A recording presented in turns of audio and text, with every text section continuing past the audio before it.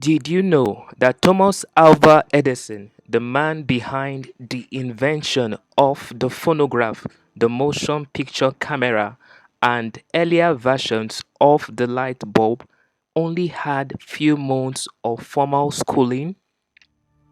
Welcome, my name is Lucky Ndupu, and I'm glad to take you on this journey of transformation. Our focus today will be on the topic owning your education. Owning your education. The fact is, whether you are privileged to attend the best of schools or not, your education is really up to you. It is good to state that schooling and education are not the same. Schooling has an end, but education is for life, and that is why you must own it. Owning your education is the ability to take responsibility for your learning, assimilation, and transformation. What then are you going to gain from this podcast today? You're going to learn the importance of owning your education, common hindrances to owning your education, how to own your education, and what to do with your education. Education in its basic form means information about or training in a particular subject. The amazing thing about education is that it's always an ongoing process, whether you are conscious of it or not. By and large, you are aware that there are two forms of education, which includes the formal and the informal education. Formal education takes place within a school facility with carefully planned curriculums, and the informal type takes place outside the academic environment. The idea of owning your education is a paradigm shift that is applicable whether you are a student in a formal school setting or outside school. It is a mindset that says, I am responsible for my education and I will put in the effort it requires. It is an attitude of taking intentional steps towards learning and becoming proficient in a subject matter or field of expertise. When you own your education, you are not leaving it to chance, you are deliberate about it. So, why should you own your education?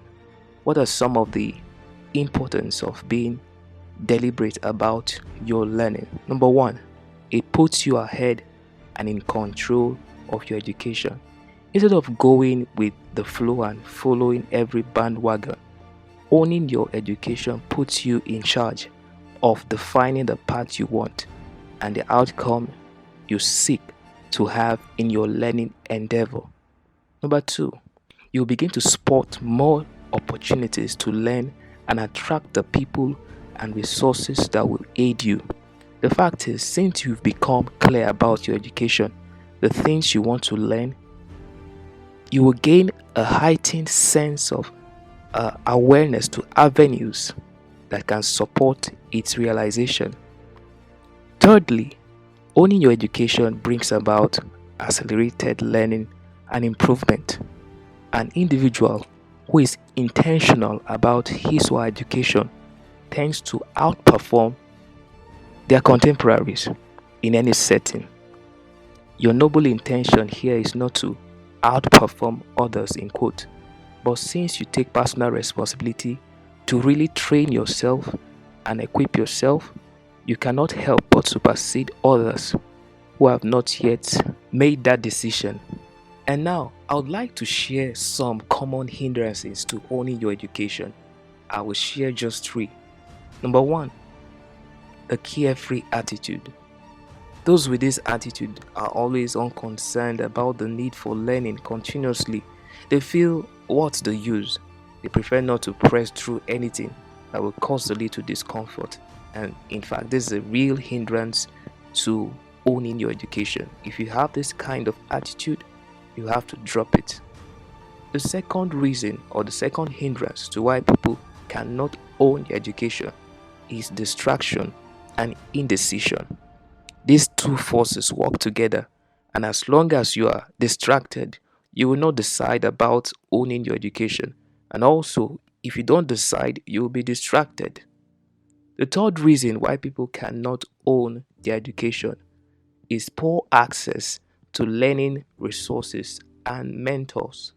This is a major hindrance to quite a number of individuals who want to own their education, who really want to learn, but are in less supportive environments. They want to learn, as I said, but where to learn from or whom to learn from is a challenge they are yet to overcome. But I can really assure you that there have been people who had these hindrances but were capable enough to overcome them and become more in charge of their learning. So, next up, I would like to share with you what I consider ways in which you can own your education. How can you then own your education? Remember, in our earlier discussion, I introduced this concept of owning your education, and it's not a new concept, it is something that has been existing for a long time. Owning your education is the ability to take personal responsibility for your learning, assimilation, and transformation. And this means that you are not forced, you are taking intentional steps, you are taking intentional measures to see that you gain the education you need for your life. Because indeed, education makes a man free. The educated man cannot be a slave.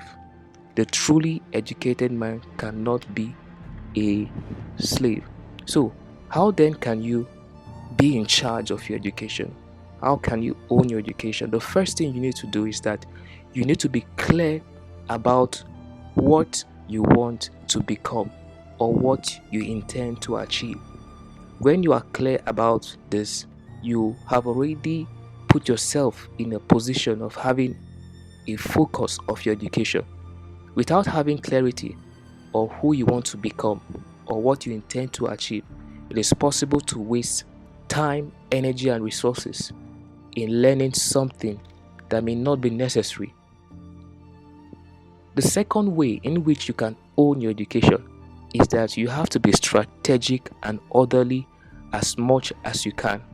You have to be strategic and orderly as much as you can. Education of any kind has a sequence, and this is why we have curriculums in our schools. You must begin to look for a way of starting from what is basic and then move to the intermediate and later on do what is advanced. If you follow this order and strategy, you will do better. It is quite a challenge when you start from something that is advanced and you leave the basic. No, you have to follow that order. What is basic? When you are done with that, you move to things that are intermediate, then you move to things that are advanced. And this will help you better in owning your education. The third way in which you can own your education is that you need to budget time and resources for it. If you are in a formal setting, you are in a controlled environment, and there is definitely time for classes, and these times are fixed. But if you are in an informal setting, if you are learning on your own, you have to budget time and resources to learn. It is a practice among deliberate people to set a particular time frame to learn about something. For example, let's say you give yourself 3 months to learn about product management, the basics of product management. And also, when you put aside resources in terms of money, this is very, very important. One thing I'm sure is that, and you are aware of, is that there are tons of free materials, free trainings, free workshops, free seminars. There are free stuffs out there to help you gain the right form of education. But the issue of money has to be settled. You have to set aside a percentage of your income towards getting knowledge, towards getting premium courses, towards attending paid workshops, paid seminars, because in those paid forums, that is where you will get things of a higher value. This does not mean you can't get things of higher value in a free space or in a free book. or a free audio podcast, but set aside time to learn and set aside resources, budget an amount of money that goes to your education. The fourth way in which you can own your education is to maintain focus. The average person who really wants to own his or her education may have multiple interests. You want to learn this, you want to learn that, you want to learn this. And there is this pressure that comes from trends and other people around you who are learning things. And this pressure is kind of real. Now, we have situations where there are people you might know, or even yourself. You're trying to learn 5 to 10 things at the same time. And this is multitasking. You are multitasking yourself to learn all of these things at the same time. It will definitely not be effective. It will definitely not be effective. And that is why focus must be integrated into your learning. As you seek to own your education, you must focus on a few subjects and ensure you gain some level of mastery before moving to another subject or idea. This guides your learning. The fifth way in which you can own your education is to learn how to learn. This could be your game changer in a bid to own your education. Remember the story I gave you about Thomas Alva Edison. Thomas Alva Edison had just a few months of education, but the number of things he invented and the number of patents he had to his name are even more than some of us who have a master's degrees and PhD degree. This guy had only few months of education, but he didn't allow that to stop him. He was a voracious reader, and that is something that I really want to emphasize in this fifth point. You have to learn how to learn. There are different ways people learn, and you need to be deliberate about employing the skills for learning. And this could include reading of books, newspapers, magazines, and biographies, attending conferences, workshops, seminars, and symposiums. This is where you get to find people who know a lot about an industry and they share knowledge. You also could have a mentor, or you could be an apprentice under someone, and this would help you to learn. I would also encourage you to volunteer if you wish to own your education. If there is something you don't know and you wish to get education about, you could volunteer, and this will expose you to new forms of knowledge that are not familiar to you. Another way you could improve your learning, which is under this way of learning how to learn, is to write and to review your notes and also take pictures. Yes, this ensures that what you are gaining in your education is documented and you can revise it over and over again. I would also encourage you to make use of audio visuals. What are audio visuals? This could include anything that is in audio or video form, or a combination of audio and video, such as podcasts, audio teachings, webinars, webcasts, and all of that. So these are things you could use for your learning. I listen to podcasts a lot and I watch a lot of relevant videos, and this has helped me in my craft and in my profession. Also make use of the web, search blogs, go to websites where you could read online things that will improve your learning.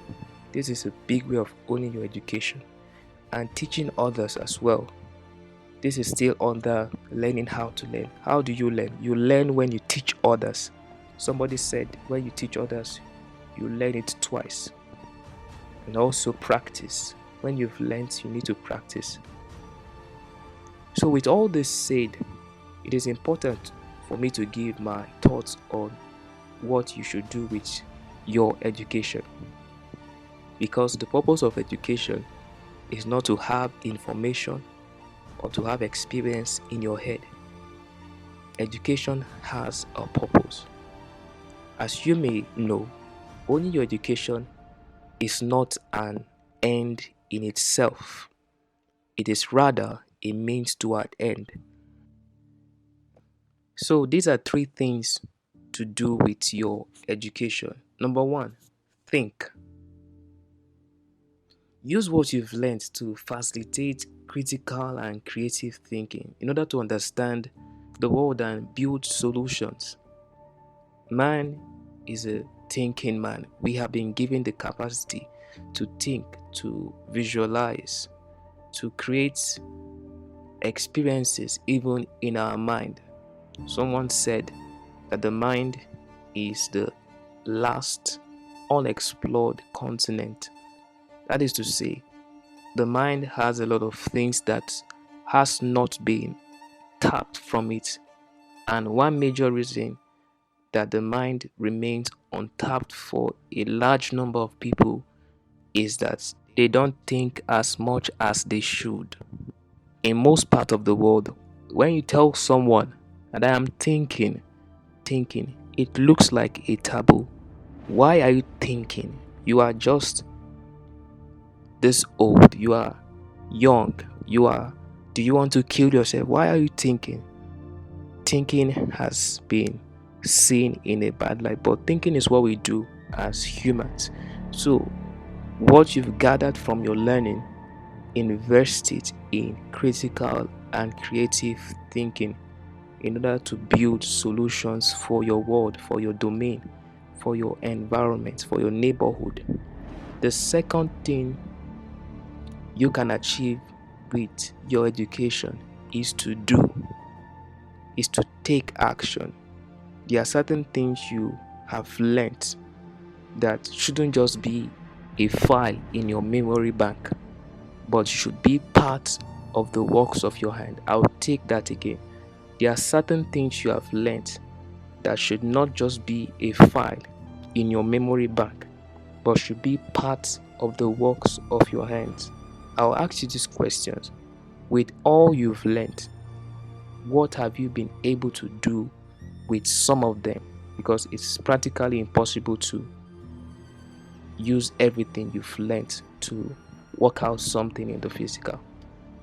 But have you made a deliberate choice to make use of some of the education you've gotten to do something, to create something, to invent something that will bring about prosperity, both for yourself and for the people around you?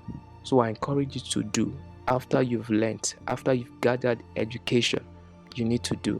The third thing you can achieve with your education is to say, S-A-Y, say. And this refers to teaching and sharing parts of your education to an audience, either with a spoken or written word or with demonstration. This helps to pass on insights to others and also improve them as well. When you share what you've learned, when you share the knowledge you have, you help improve the life of others. So, in summary, the three things to do with your education is to think, to take action, and to say. This will help you a lot. So, in conclusion, Abigail Adams, the wife of John Adams, who was the second US president, once said, learning is not attained by chance, it must be sought for with ardor and attended to with diligence. Thank you for listening. Educate yourself. Own your education.